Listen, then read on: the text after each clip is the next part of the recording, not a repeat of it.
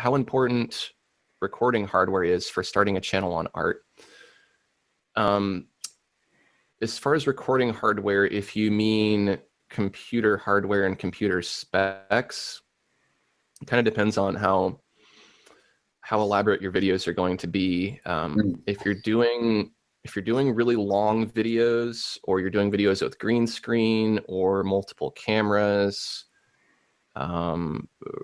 maybe 4K footage, things like that, you're probably going to want a pretty powerful computer, because you're going to need a lot of RAM, a good computer processor, and probably a decent video card, and some hard drives, multiple hard drives, because what takes the most time out of anything in editing can be rendering the video, which is like, it's like baking something in the oven. You got to put it in there and you got to wait 30 minutes, no matter what, you have to wait. And if you have a computer that's not up to par, it's going to take longer to render. For one, it could be a long time, and two, it could crash constantly and you'd have to re-render. So you could spend a lot of time doing YouTube will chew through hard drive space.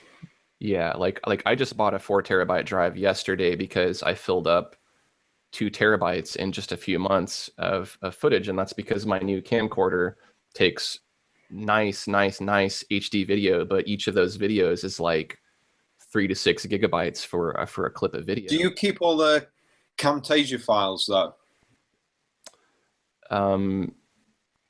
Yes. See, I started deleting them all and just keeping the finished files. I've thought about that as I'm backing up stuff. There's things I probably don't need, like videos that are outdated that I'm not going to republish or I'm never going to reuse. Those that I can probably safely throw away the clips for. But occasionally there's things that I want to, some of my longer tutorials of how to draw things, like an eagle, for instance, you know, I repurpose that later because I can take what was a lesson that was 15 minutes and I can turn it into a 1-minute speed painting. I suppose I could do that with the final output video, but it isn't, I don't know. I like to just, it isn't that hard to back up everything. So for now, I'm going to keep it. And generally I keep a lot of the stuff I create just in case I need it for some reason. No, that's absolutely fine. Yeah, because it feels scary to kind of just throw it away. As far as my setup, I have an i7 quad core, the 4th generation, but it's not the Haswell. I have a GTX 780 video card, which has CUDA, and CUDA really speeds up the video rendering process. So you'll definitely want something with CUDA. That's CUDA. And then I have 32 gigabytes of RAM, and I have about 5 or 6 hard drives. I have a solid state drive for my operating system.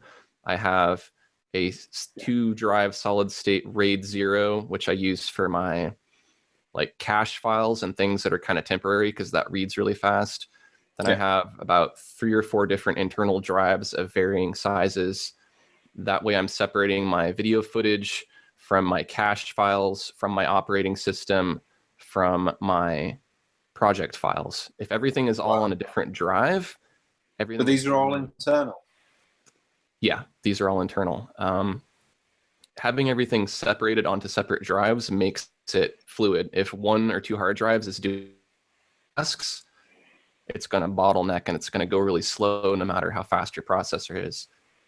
I do want to get the Haswell 4th generation because supposedly it has quick sync or something that's supposed to make video rendering a lot faster.